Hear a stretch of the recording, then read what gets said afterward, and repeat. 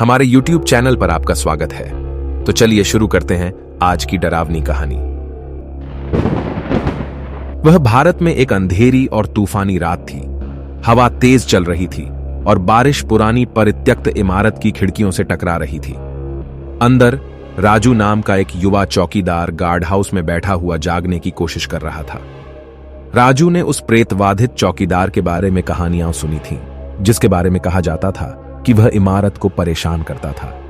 वह भूत प्रेत में विश्वास नहीं करता था, लेकिन उसे डर लगने लगा था। अचानक उसे बाहर शोर सुनाई दिया। वह उठकर दरवाजे के पास गया। उसने अंधेरे में झांक कर देखा, लेकिन उसे कुछ नजर नहीं आया। वह वापस अंदर जाने ही वाला था कि उसे फिर से शोर सुनाई दिया। इस बार यह करीब था। वह अपनी ओर आते कदमों की आहट सुन सकता था। राजू का दिल धक धक करने लगा।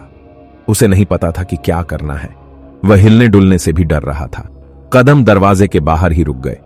राजू ने अपनी सांसें रोक लीं और इंतजार करने लगा कि आगे क्या होगा। दरवाजा धीरे से खुला और एक व्यक्ति अंदर आया। वह लंबी और पतली थी।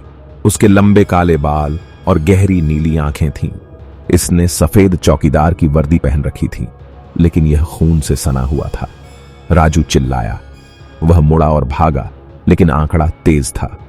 इसने उसे पकड़ लिया और उसका हाथ पकड़ लिया। राजू ने वापस लड़ने की कोशिश की, लेकिन उसका आंकड़ा बहुत मजबूत था। इसने उसे अंधेरे में खींच लिया और गायब हो गया। राजू को फिर कभी नहीं देखा गया। अधिक दिलचस्प डरावनी कहानियों के लिए हमारे YouTube चैनल को सब्सक्राइब करें